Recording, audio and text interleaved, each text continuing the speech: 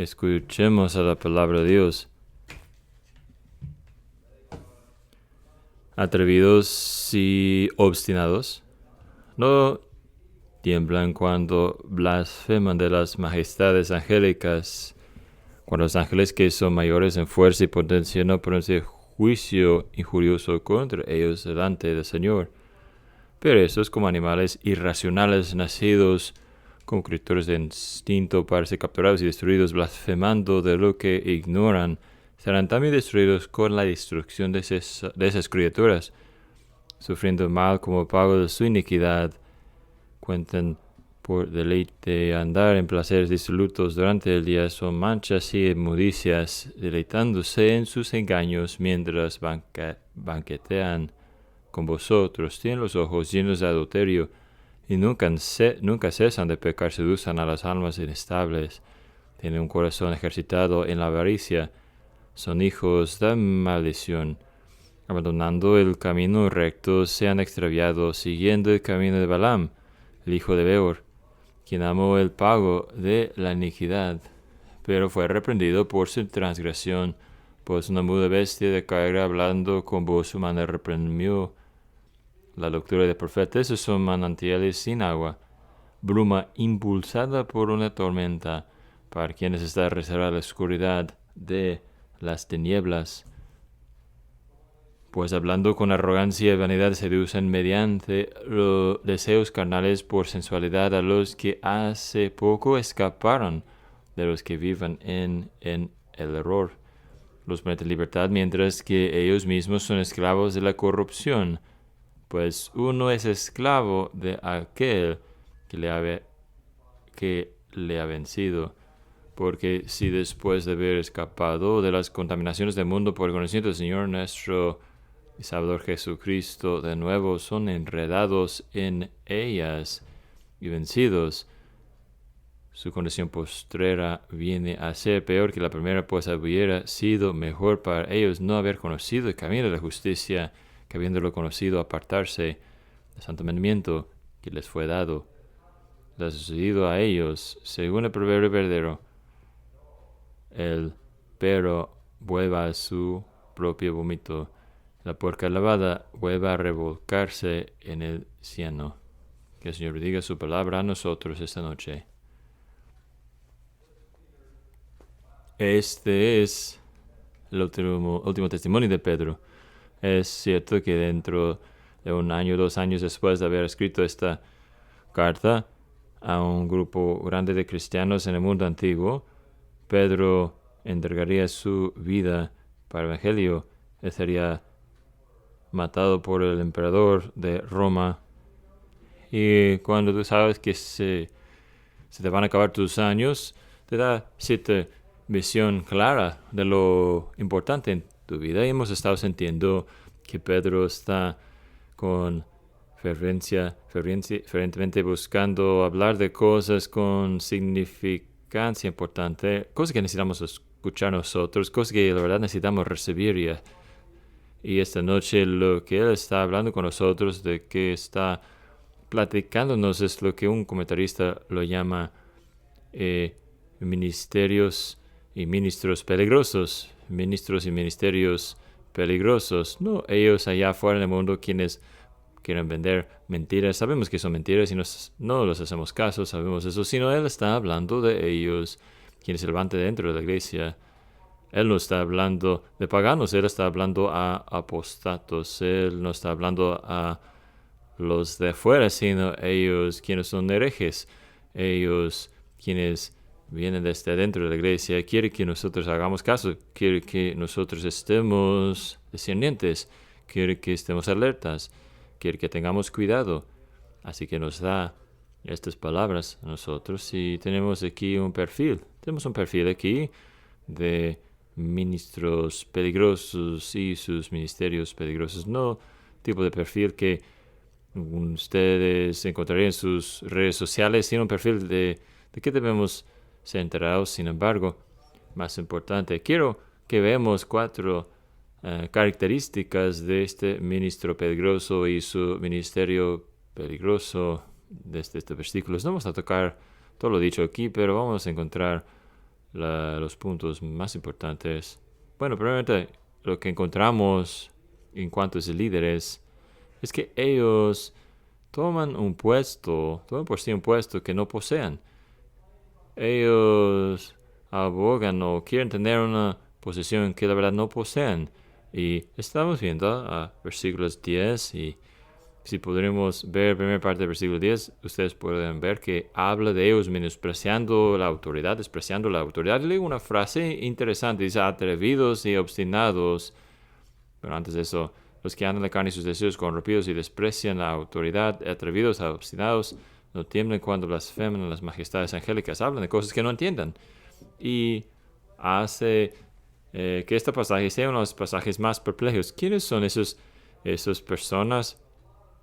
Y ha habido diferentes esfuerzos de contestar eso.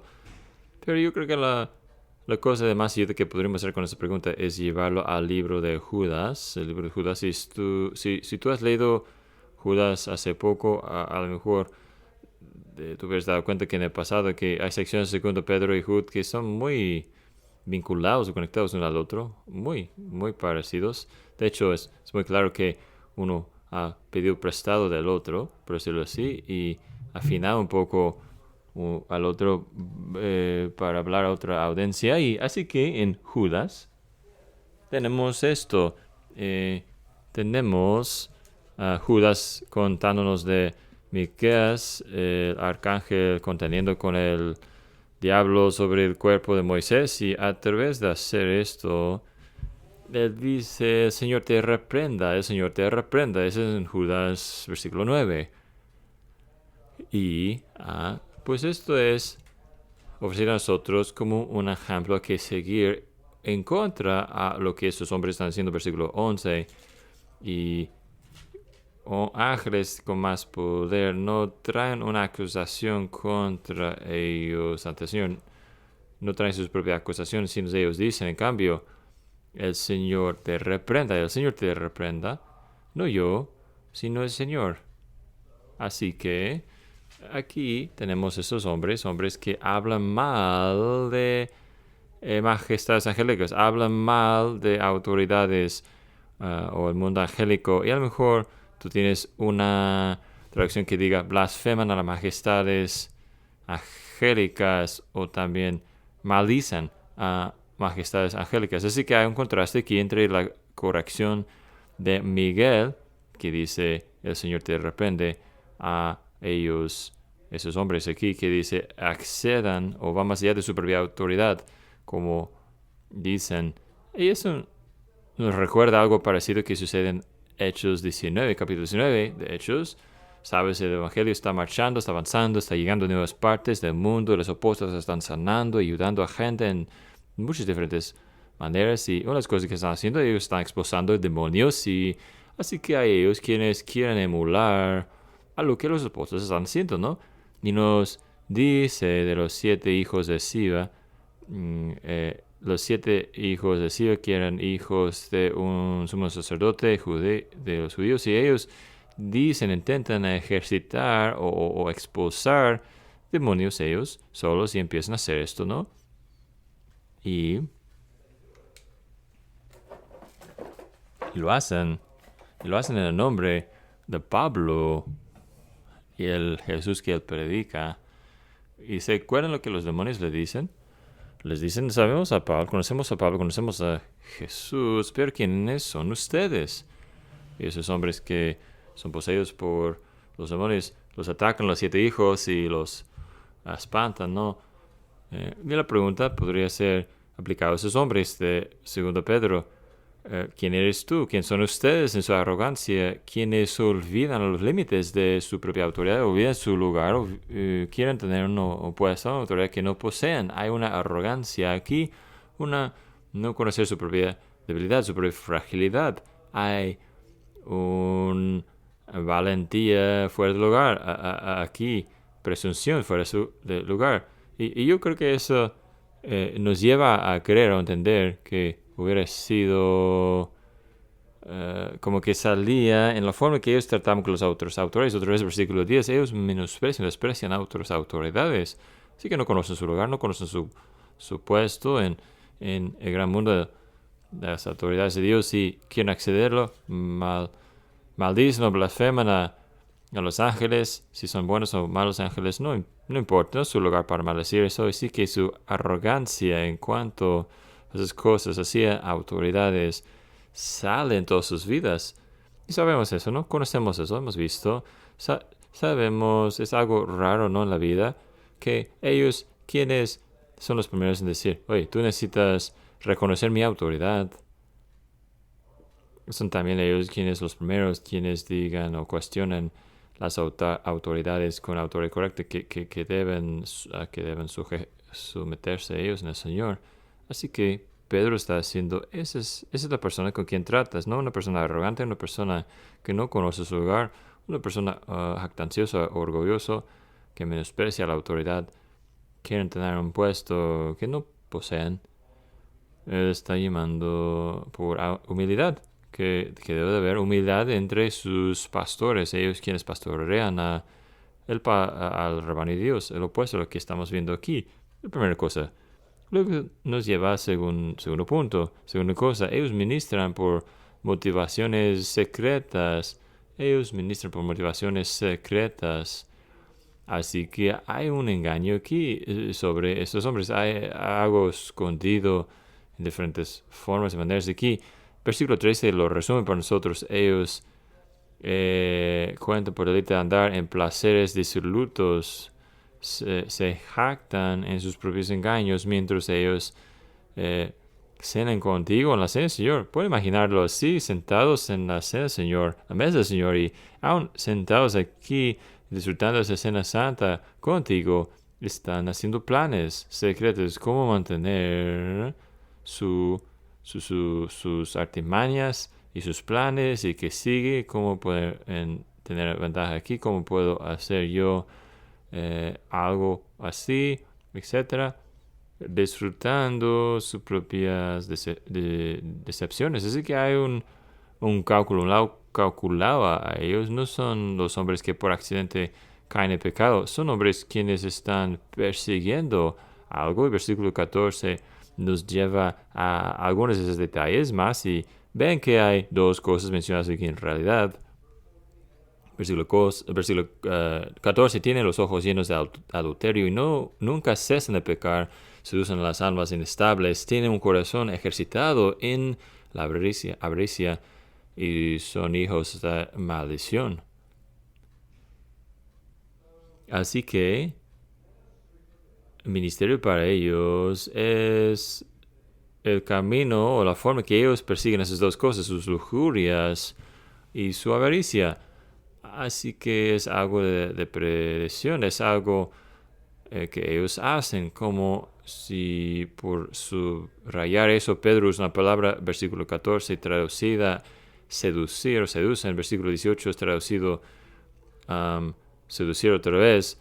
Me gusta la palabra en inglés que habla de lo que usan con los peces, ¿no? El pescador busca el gancho, los esconde su gancho y quiere atraer el pescado, ¿no? O pez más bien.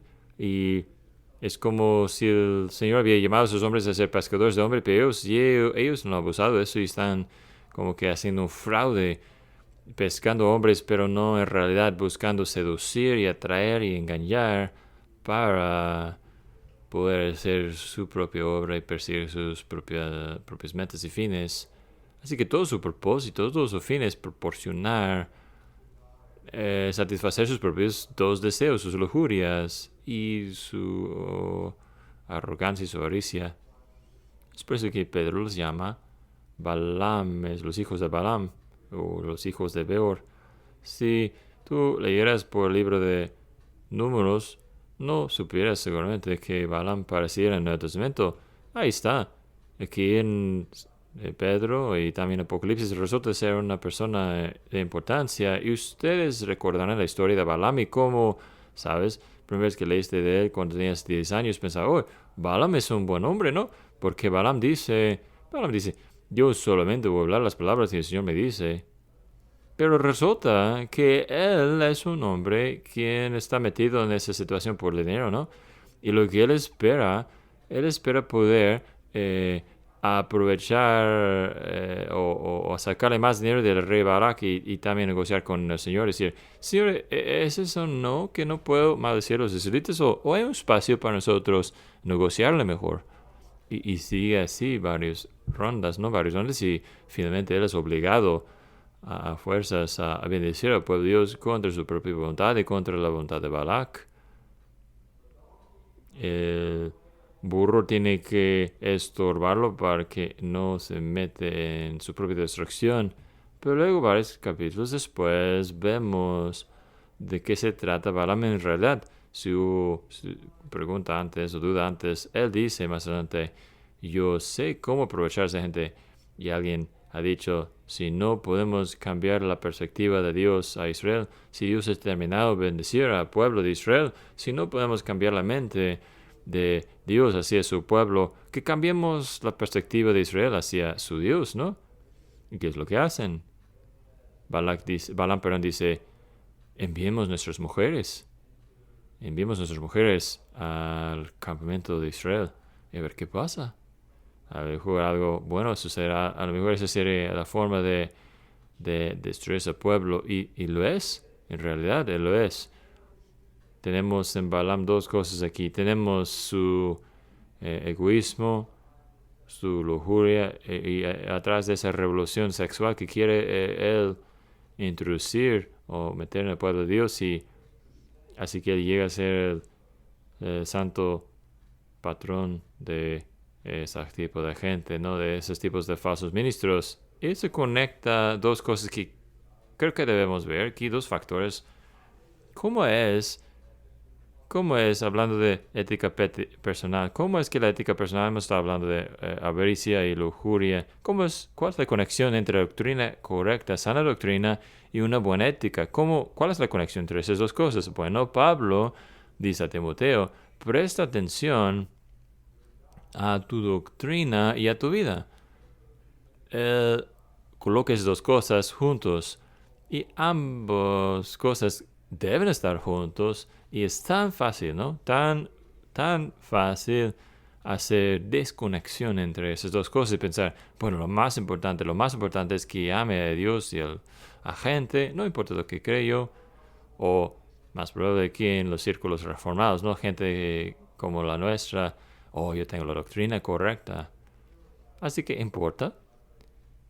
Un hombre salvo por gracia, importa lo que haga con mi vida, importa que sea yo una persona recto y justo, pero Pedro dice aquí, también Pablo en otra parte, que están juntos, pero que vamos a llegar al punto 3 al error en algunos momentos, pero él dice, hay una conexión muy fuerte entre esas dos cosas, nuestra doctrina y la ética personal. Pues ¿cómo? ¿Cuál resulta en el problema? ¿Cuál lleva al problema en los versículos que leemos aquí? Bueno, yo creo que hay algunas personas quienes tienen una mente académica, gente que piensa mucho, que quieren ser creativos, que quisieran citar como que pensar fundamentalmente las cosas de Dios y caen en error y tienen orgullo y se aferran a su error y luego son desviados en todo tipo de diferentes formas. Pero creo que probablemente es más probable para el resto de nosotros, sin ofender a ustedes, para el resto de nosotros sucede al revés, ¿no? Algún pecado empieza a tomar control de nuestras vidas y no tratamos con pecado, no nos arrepentimos, no buscamos a Cristo. Y aquel pecado llega a ser más y más fuerte y fuerte. Y luego tenemos que empezar a negar al Señor. Hay disonancia de cognición en nuestra mente. Yo sé que soy cristiano, pero la vida que vivo es tan contradictoria a esto que empezamos a cuestionar cosas básicas que nunca hubiéramos cuestionado antes sobre la enseñanza de la palabra de Dios.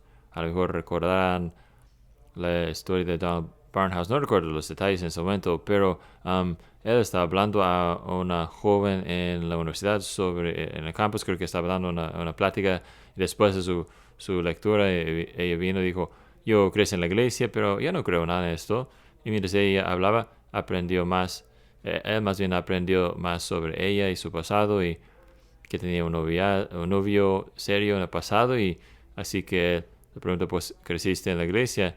¿Cuándo fue que tú te diste cuenta que ya no creías esas doctrinas, esas enseñanzas, esas verdades que te enseñaban desde tu niñez? Y ella le dio el tiempo. Bueno, yo creo que fue en noviembre del año pasado. Y él siguió con otra pregunta. ¿Y cuándo empezaste a acostarte con tu novio? Octubre del año pasado. La desconexión mental, esas cosas. Yo digo que creo esas cosas, pero mi vida cuenta otra historia. ¿Qué es lo que hago? Y Pedro dice, este es lo que sucede, ese tipo de cosas, lo que lleva cientos a miles de años sucediendo con gente comprometida éticamente, moralmente, con problemas que quiere escapar de la verdad de Dios. Y luego llevan a otras personas, alejan a otras personas porque son líderes en la iglesia, que otras personas hagan lo mismo. Así que Pedro quiere advertirnos de estas cosas y quiere que tengamos en mente esas cosas, que oremos por esos hombres, porque ellos ministran por motivos que no revelan, son secretos. Pero luego veamos este tercer punto, esta tercera característica de esos hombres. Ellos predican libertad que no disfrutan. Ellos predican una libertad que no verdaderamente disfrutan. Versículos 18 y 19, podemos ver esos versículos ahora. Pues hablando con arrogancia y vanidad, seducen mediante deseos carnales por sensualidad a los que hace poco, yo creo que el valor debe ser aquí, ellos que hace poco justo escaparon, o apenas escaparon los que viven en error, les prometen libertad, mientras ellos mismos son esclavos de la corrupción, pues uno es esclavo de aquello que le ha vencido. Y esa es una imagen, yo creo, una descripción que tú y yo podemos entender, porque es un desafío habitual en la iglesia. Es uno de los mejores artimaños de Satanás. Funciona, así que él sigue usándolo una y otra vez en la iglesia. Tú puedes tener tu salvación y tus pecados también. La libertad que tú tienes en el Evangelio es una libertad para que vivas como quieras. Yo tengo justificación en Cristo, así que no importa qué haga yo con mi vida. Soy cubierto. Yo estoy bien. Yo no tengo que preocuparme por la santidad, no tengo que preocuparme por piedad. Puedo vivir como quisiera y este es un desafío perpetuo en la iglesia porque es tan fácil, porque suena tan bien. Libertad. Esas son palabras que nos encantan esas palabras. Y las escrituras hablan de libertad. Y es tan fácil para nosotros a distorsionar la enseñanza de libertad que tenemos en Cristo y cambiarla en licencia. Y si tú necesitas una prueba, solamente una prueba que está funcionando en la iglesia moderna, solamente lee una encuesta del evangélico promedio en los Estados Unidos y podrías ver la confusión moral en los resultados de esas encuestas. Así que lo que significará la libertad, y si significa algo, no puede significar que, como dice Pedro en 1 de Pedro, que es un disfraz para maldad, no puede significar que yo pueda separar la salvación de Cristo de su Señor. Yo es mi Salvador, pero no mi Señor. No puede significar que diga yo soy salvo de mucho, pero no sé de qué o para qué más bien estoy salvo, porque es muy claro en las escrituras para qué somos salvos. No puede dividir o separar lo que tenemos en Cristo y la vida que vivimos como cristianos. Y Pedro quita la máscara de todo eso. Él dice, ellos predican libertad, pero ¿qué son? Son esclavos. Ellos han sido dominados por sus propios pecados. Ellos creen que son señores. De hecho, la palabra aquí usada en versículo 14, que su ojo es ejercitado, una palabra que es usada para hablar del gimnasio, ¿no? En griego. Son expertos, ejercitados en su avaricia. Sus ojos son llenísimos de adulterio. Esta es una descripción que nos dice que sin importar qué hagan y qué estén haciendo, hay algo en toda su visión. Es como si tú llevaras una moneda y lo acercas a uno de tus ojos, ¿no? Eventualmente todo lo que va a ver tu ojo es la moneda. Y sus lujurias han llegado a ese punto. La única cosa que pueden ver, la única cosa en que pueden pensar por cualquier momento es su lujuria. Y esas cosas siempre están ahí en la puerta. Siempre hay tentación eso para el pueblo de Dios. Y Pedro está diciendo, mira, esos hombres han sido dominados. Ellos dicen somos libres, pero han sido dominados, conquistados por su pecado, por su avaricia, por su lujuria, su carne. Y la tristeza tan grande es que el nuevo cristiano es llevado con ellos, arrastrado por ellos. En versículo 18, otra vez, ellos quienes apenas se escaparon. Ellos quienes apenas se escaparon. Versículo 14, son ellos quienes son almas inestables, todavía no bien establecidos en las cosas de Dios. Ellos quienes sufren más de todos. Y estos hombres quienes predican esta doctrina son pozos sin agua. No tienen nada en realidad a qué ofrecer. Hay promesa de bendición. Puedes ver el pozo tiene sed. Te acercas al pozo esperando encontrar agua, pero ahí está seco. El Señor nos habla sobre esto en Jeremías capítulo 2.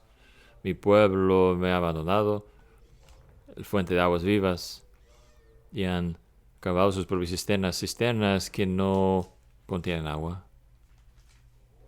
El Señor es donde está la vida. El Señor es donde están las aguas vivas. El Evangelio es donde está la vida.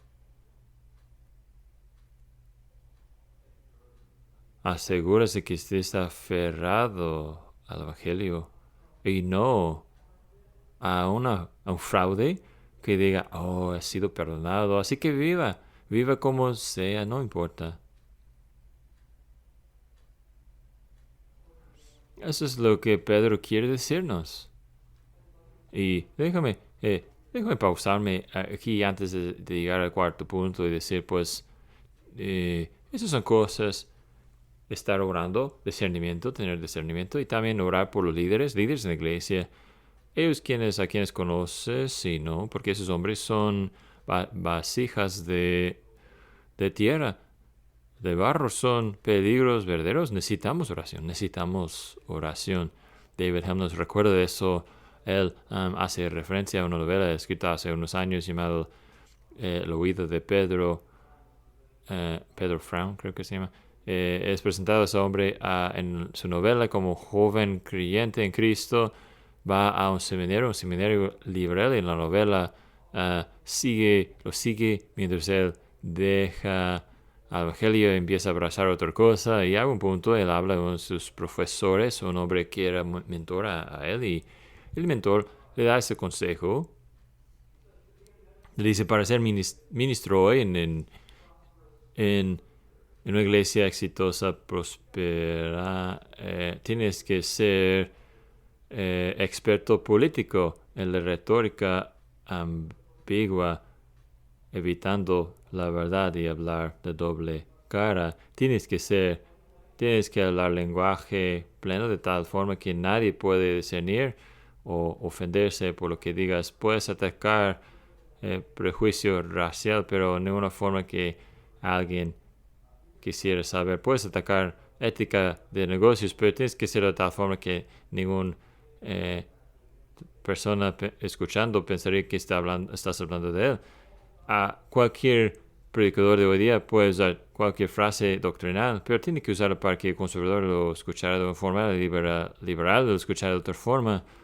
En breve, él tiene que predicar sin decir nada. Y eso es el temor del hombre, temor al hombre. Y el temor al hombre siempre está presente. Vasijas de barro por ellos. Pero luego aquí es nuestro último punto. Así es como Pedro termina nuestro capítulo. Él dice, ellos dejan un conocimiento de Cristo que nunca tuvieron. De hecho, dejan el tipo de conocimiento de Cristo que nunca tuvieron en realidad. Es algo sorprendente, ¿no? De que la Biblia habla de un tipo de conocimiento de Cristo aún que no salva, no es conocimiento salvador. Y estos predicadores tenían eso.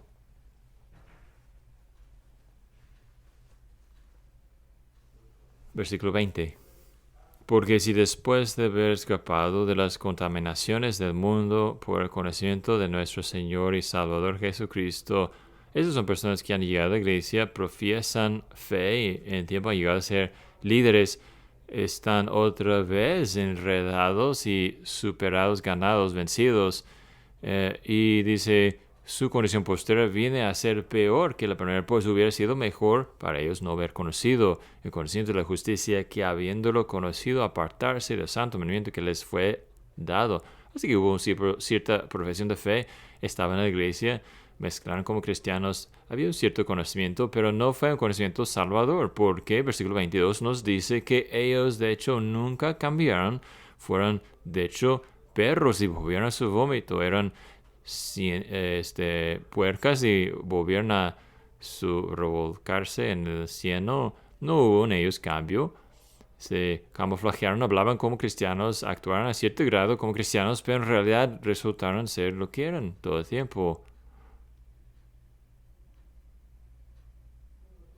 Y es por eso que oramos por ellos quienes han dejado la fe, porque ¿qué palabras horribles son estas? Su fin era peor que su principio. Nos recuerda, ¿no? Pedro a lo mejor habría pensado en la parábola que Jesús dio del hombre que fue poseído por un demonio y aquel demonio es ejercitado o expulsado y lo que sucede a este hombre, no hay nada para reemplazar el demonio y en su vida viene de nuevo 7 demonios para tomar el espacio del uno. El fin de que el hombre resulta ser peor que su principio, peor que empezó. Así que esto nos dice, hermanos y hermanas, esta noche, que hay un peligro en jugar, iglesia. Hay un peligro en jugar un poco con el cristianismo. Porque si nunca hay un arrepentimiento genuino, si nunca hay una perseguida verdadera, nunca hay un arrepentimiento verdadero, un cambio verdadero en ti, tu corazón será más endurecido al fin que al principio. En eso tu fin será peor que tu principio. Tú saldrás esa temporada de la vida conociendo más, sabiendo más y más responsable entonces delante de Dios. Y estos son los hombres de quien el Señor nos quiere advertir. Y para el creyente es un llamamiento a discernimiento, tener discernimiento, es un llamamiento a orar por ellos quienes han dejado la fe. Y si hay uno de ustedes aquí que no son creyentes, es un llamado a pensar en tu vida mientras todavía hay tiempo. A lo mejor tú has escuchado la historia, yo creo que sucedió el mes pasado, un pueblo suiza de como 200, 300 personas, el pueblo se llama Blatten, y esta gente fue advertir de que iba a ser un glaciar más allá de su pueblo, que iba a colapsar y causar un avalanche, y fueron advertidos a evacuar su pueblo como una semana antes de que se colapsara, y resulta que cubrió todo aquello ahí, pueblo pequeño, y tuvieron una semana, escucharon la advertencia, huyeron todos y todos estaban bien. Y que sea lo mismo para con nosotros, ¿no? Que escuchemos la advertencia, que escuchemos como Pedro quiere que entendamos en cuanto, su mensaje en cuanto a qué es lo que creemos y cómo vivimos, y que no escuchamos como alguien odiándonos, atacándonos, sino alguien que está preocupado por nosotros, que escuchemos esas palabras, palabras de vida, palabras de advertencia llena de gracia, y que escuchemos en nuestro corazón esas verdades, y que confiemos en Él, confiemos en Cristo, que vivamos por Él y que oremos por ellos quienes nos guíen. Oremos juntos, de pie mientras oramos, por favor.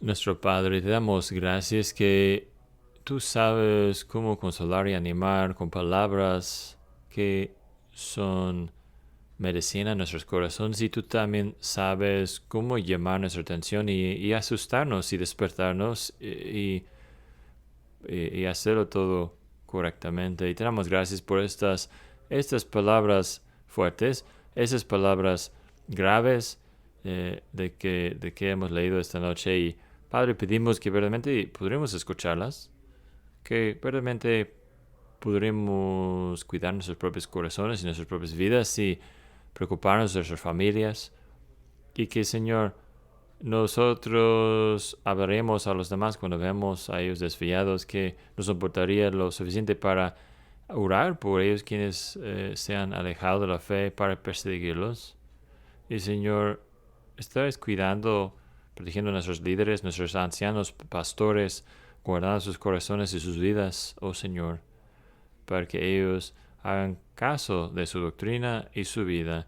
Oh Señor, pedimos que estarías manteniendo, protegiendo, preservando tu iglesia, preservándonos a nosotros. Pedimos, ayúdanos a vivir por ti. Pedimos en el nombre de Cristo. Amén.